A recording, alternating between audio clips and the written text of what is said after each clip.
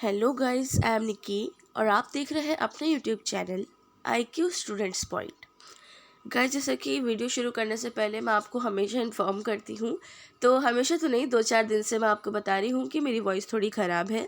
सो अगर आपको कुछ समझ नहीं आए तो प्लीज़ आप मुझसे कमेंट बॉक्स या टेलीग्राम चैनल पर पूछ लिएगा। सो आप लोगों को पता है कि यूनिट 2 में हम liberty, justice and equality complete कर चुके हैं। आज की क्लास में हम राइट्स स्टार्ट करेंगे। सो राइट्स को स्टार्ट करने से पहले मैं आपको बता दूं कि आपका ये वाला जो टॉपिक है थोड़ा वास्ट है और हम इसको डीपली समझेंगे। तो मैंने इस टॉपिक को थोड़े पार्ट्स में डिवाइड कर दिया है। परेशान होने वाली कोई बात नहीं है, आपका ये टॉपिक मैं बहुत जल्दी कंप्लीट करवा दूंगी। ठीक है। सो आज की वीडियो में मैंने लिमिटेड सबटाइटल्स रखे हैं आप लोगों को समझाने के लिए। बाकी जो है वो थोड़ा आगे का आपके वो थे, पर्सपेक्टिव्स थे सारे, तो मैंने उनको नेक्स्ट वीडियो के पार्ट में डिवाइड कर दिया। ठीक है। सो आई होप आप लोगों को आज के पार्ट में ना कोई भी डाउट नहीं रहे और आप लोग मुझसे ये मत बोलिएगा कि मैम क्या राइट्स बस इतना ही था। राइट्स इतना नहीं है, आपका राइट्स जब कंप्लीट हो जाएगा तो मैं आपको बता दूंगी। So let's start. अब आता है सबसे पहले मीनिंग ऑफ राइट, अधिकार का अर्थ। देखो भाई, अधिकार, अधिकार से क्या समझ आता है? अधिकार का मतलब कि आपको हर चीज़ की आज़ादी दी गई है, बस किसी को चोट बिना पहुंचाए। ठीक है। जैसे आपको घूमने फिरने की आज़ादी है, बोलने की आज़ादी है और भाषण वगैरह देने की आज़ादी है, और आपको जुलूस निकालने की आज़ादी है, अपने धर्म को स्वतंत्रता पूर्वक मानने की आज़ादी है। तो ये सारी चीज़ें क्या है? ये सारी चीज़ें आपके लिए हैं, किसी और को बिना गलत करे या फिर बिना दुख पहुंचाए। क्योंकि आप किसी से ज़बरदस्ती धर्म परिवर्तन नहीं करा सकते, आप घूमने फिरने में किसी और के अधिकार को ख़त्म नहीं कर सकते हैं। आप साथ में जब भाषण बोलते हैं तो भाषण में किसी और के खिलाफ या कोई ऐसी दंगे करवाने वाली बात नहीं बोल सकते हैं। तो ये कुछ चीज़ें हैं जो आपके राइट्स के साथ लिमिटेड रखी गई है। ठीक है। अब आपका एक और राइट की अगर हम बात करें तो राइट टू लाइफ आता है, जीवन जीने का अधिकार। मुझे पता है आप सबको पता है जीवन जीने का अधिकार सबके पास है। और आप कुछ बच्चे तो ये भी बोलेंगे मैम नहीं होता तो हम जीते कैसे? अगर जीवन जीने का अधिकार नहीं होता तो हम जी नहीं सकते थे।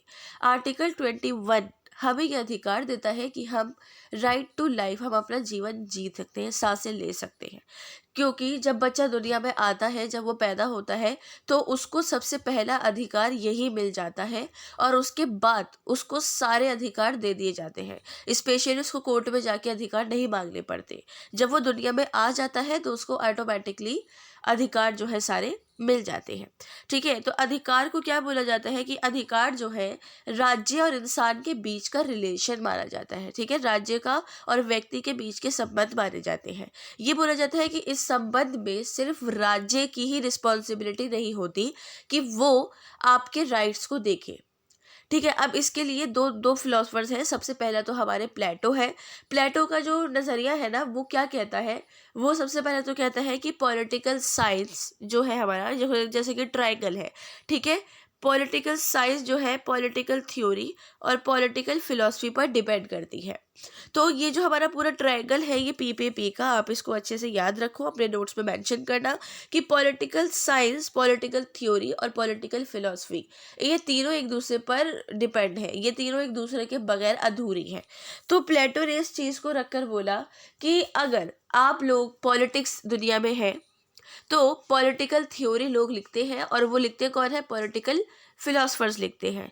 तो भाई इसमें बात ये आती है कि अगर राज्य आप लोगों को राइट्स देता है तो इसका मतलब आप लोगों की भी कुछ रिस्पॉन्सिबिलिटीज़ है जो आप लोगों को राइट्स के थ्रू निभानी है। ठीक है। जैसे ह्यूमन राइट्स में हमें फंडामेंटल राइट्स दिए गए हैं, वैसे ही जो है हमारे राज्य के नीति निर्देशक सिद्धांत DSPS जो है वो हमारे राज्य के लिए है कि राज्य का ये कर्तव्य होंगे।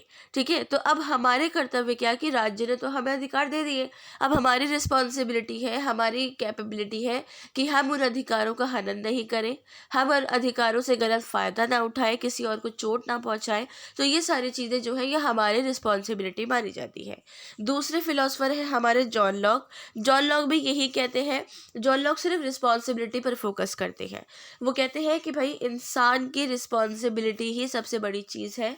मैं सिर्फ इंसान की रिस्पॉन्सिबिलिटी को ही मानता हूँ कि भाई इंसान ने अगर कोई जिम्मेदारी ली है तो वो पूरी करेगा। वैसे ही राज्य ने उसको अधिकार के रूप में जिम्मेदारी दी है, तो बेटर रहेगा कि वो उस चीज़ को पूरा करे।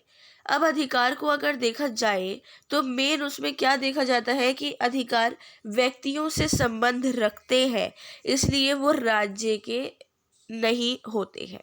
ठीक है, कि मतलब राज्य के अंदर सभी को जीवन जीने का अधिकार है, लेकिन जो स्पेशली राज्य है, जो हमारी गवर्नमेंट है, यहाँ पर उसकी बात हो रही है, उसको ये अधिकार तब है जब वो लोगों के इन अधिकारों का बहुत ज़्यादा ध्यान रखेगा। तो अगर गवर्नमेंट ही हमारे साथ नाइंसाफ़ी करेगी, कॉन्स्टिट्यूशन ही नाइंसाफ़ी करेगा, तो फिर हमें राइट्स कहाँ, कब और कैसे मिलेंगे। ठीक है, अधिकार व्यक्तियों के अधिकार हैं और इसलिए वो उनके विकास आवश्यक शर्तें हैं।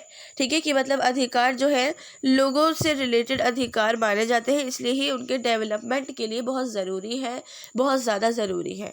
ठीक है, डेवलपमेंट के लिए क्यों ज़रूरी है, जैसे आपको शिक्षा का अधिकार आर्टिकल 21A के तहत दिया गया है। ठीक है, अब आपको अगर शिक्षा का अधिकार नहीं होता, आप पढ़ते लिखते नहीं, तो फिर बताओ कहाँ से डेवलपमेंट होता, कहीं भी नहीं हो पाता। आप लोगों को शिक्षा का अधिकार दिया गया, साथ में स्वतंत्र पूर्ण तरीके से अपना धर्म मानने का अधिकार दिया गया। अगर आप ज़बरदस्ती दब दब कर धर्म को छुप छुप कर बांटते कि हाँ भाई हम हिंदू हैं, मुसलमान हैं, सिख हैं, ईसाई हैं, मोहल्ले में और समाज में नहीं बता सकते, तो भी आप लोगों का डेवलपमेंट नहीं हो पाता। ठीक है, तो हर राइट जो है हमारे डेवलपमेंट पर डिपेंड करता है। कानून के सबक समानता भी डेवलपमेंट पर डिपेंड करता है।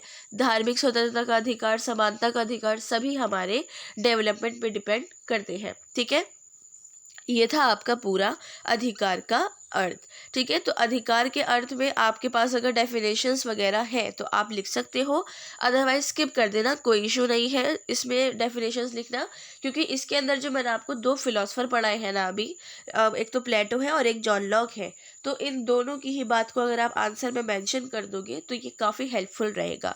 टीचर समझ जाएगा कि हाँ बच्चे ने पढ़ाई करी है। ठीक है, अब आता है आपका नेक्स्ट टॉपिक और वो है अधिकारों से जुड़ी अवधारणाएं।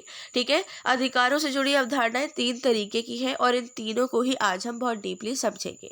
ठीक है, सबसे पहली देखो बात ही आती है कि अधिकारों से जुड़ी बहुत बहुत सारी शक्तियां हैं, बहुत सारी अवधारणाएं हैं, कॉन्सेप्ट्स हैं। ठीक है, लेकिन अधिकार, दावे और शक्तियों तीनों अलग अलग अवधारणाएं मानी जाती हैं। ठीक है, कि मतलब हमारे अधिकार, दावे और शक्तियाँ और उसकी प्रकृति, ये चारों तीनों ही अलग अलग माने जाते हैं, कि कॉन्सेप्ट के अंदर रखे तो गए हैं लेकिन है सारे अलग अलग सेपरेट है। ठीक है, अब इनको समझने के लिए हम इनको थोड़ा सा डीपली समझते हैं। सबसे पहला है हमारे अधिकार व दावे, राइट्स एंड क्लेम्स। ठीक है, राइट्स एंड क्लेम्स में क्या बोला गया, अधिकार दावे हैं, क्लेम्स हैं, और पर हर दावा अधिकार नहीं होता, मतलब हर क्लेम अधिकार नहीं होता है। अधिकार दावे तो है लेकिन हर दावा अधिकार नहीं होता है, ये बोला जा रहा है। ठीक है, कोई भी दावा अधिकार नहीं है अगर वह मान्यता प्राप्त नहीं है, तो वो अधिकार भी नहीं कहलाएगा और वो कानून के सामने भी खड़ा नहीं हो सकता है। ठीक है, जैसे कि अगर कुछ चीज़ें आपको कॉन्स्टिट्यूशन में नहीं दी गई है या फिर आपको आज़ादी मतलब न्याय के रूप में या फिर अधिकार के रूप में वो नहीं दी गई है, तो कानून के सामने भी उसकी कोई वैल्यू नहीं होगी। ठीक है, आप बोलो कि भाई ऐसा है, ऐसा कानून कहेगा कि भाई मुझे क्या पता, मुझे तो बस यही पता है जो कॉन्स्टिट्यूशन में लिखा है, जो आप लोगों के राइट्स हैं। तो बेटर है कि आप जो हो कानून के सामने इक्वल रहो, मतलब कोई ऐसी बात ना करो जो आप कानून के विरुद्ध कर रहे हो।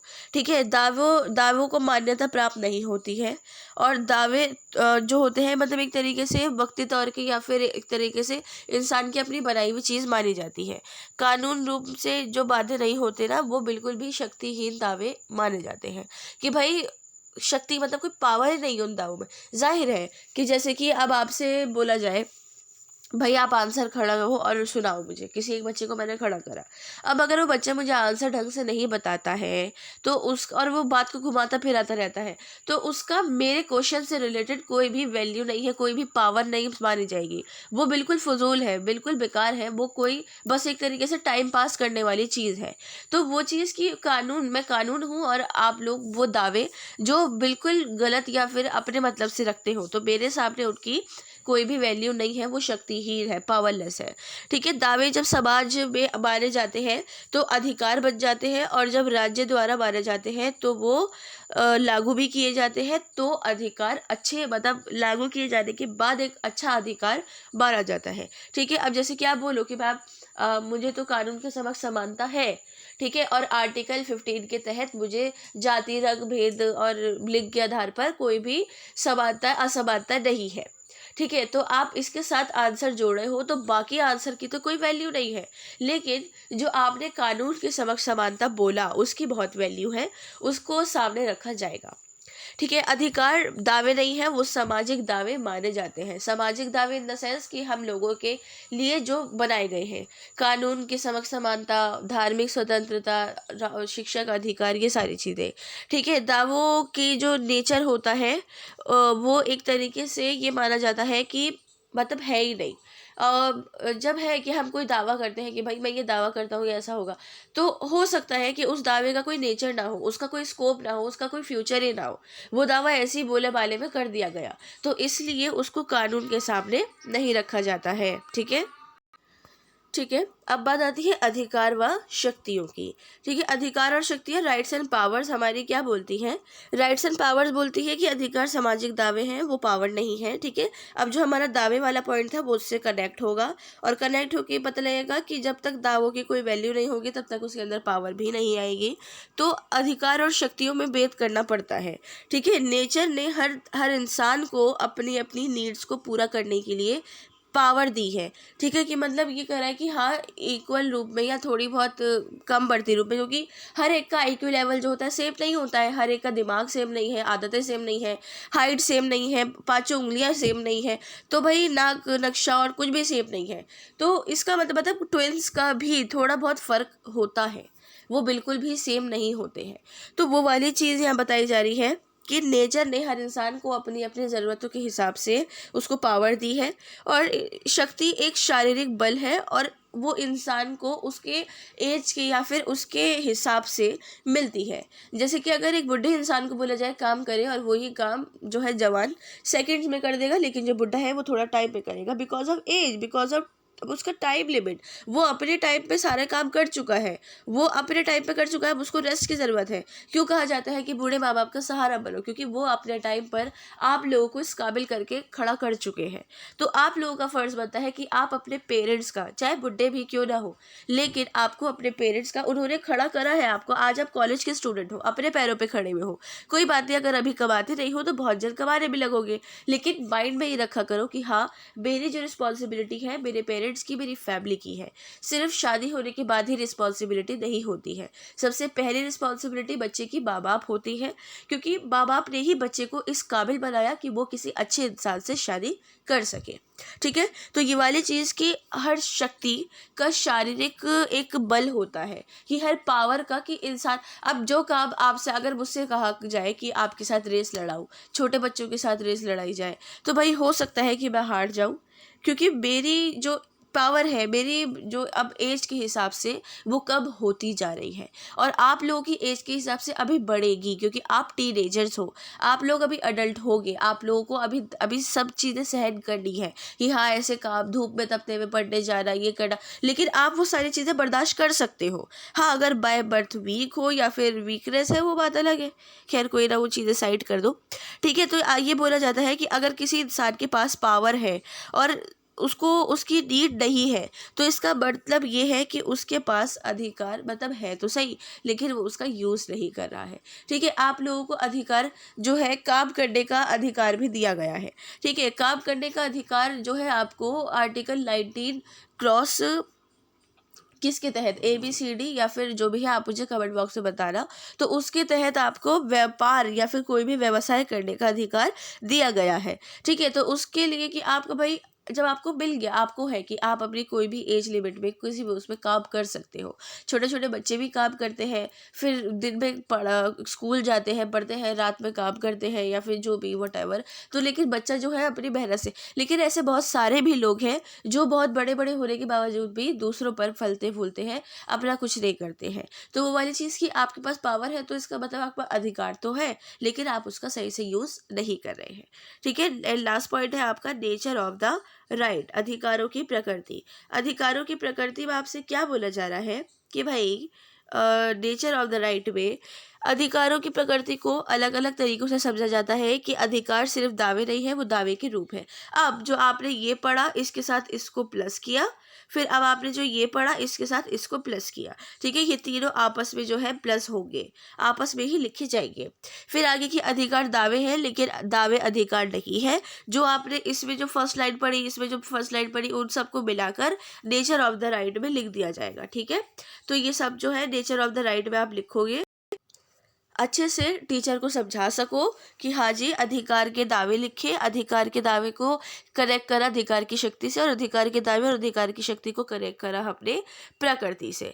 ठीक है, मतलब नेचर ऑफ द राइट से।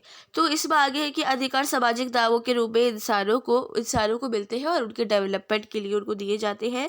अधिकार जो है एक समय, स्थान, सामाजिक और राजनीतिक प्रथाओं से जुड़े होते हैं, इसलिए अलग अलग समाज और देशों में अलग अलग तरीके से अधिकार आप लोगों को दिए जाते हैं। ठीक है। हो सकता है कि आपका आर्टिकल 21 जो है यहाँ पर जीवन जीने का अधिकार है, अमेरिका में आर्टिकल 1 जीवन जीने का अधिकार हो, ब्राज़ील में आर्टिकल 39 जीवन जीने का अधिकार हो। तो ये वाली चीज़ें कि आपको अधिकार तो दिए जाती है नेचुरली रूप से, लेकिन वो आपको अलग अलग देशों में, अलग अलग राज्यों में अलग अलग तरीके से दिए जाते हैं। सो आपका जो राइट्स है वो मैंने अभी यहाँ पर मतलब कंप्लीट नहीं किया। ठीक है, आगे के टॉपिक्स हम नेक्स्ट पार्ट में स्टार्ट करेंगे, कंटिन्यू करेंगे। तो आप जो हो अभी फ़िलहाल इसके अच्छे से प्रॉपर तरीके से नोट्स अपने बना लीजिए, क्योंकि मैंने इन 2 ही टॉपिक्स को आपको बहुत अच्छे से समझाया है। आई होप आप लोगों का कोई भी डाउट नहीं रहा हो। इनकेस कोई भी डाउट हो या सजेशंस हो तो आप मुझसे कमेंट बॉक्स या टेलीग्राम चैनल पर पूछ सकते हैं। So thanks for the watching and best of luck all.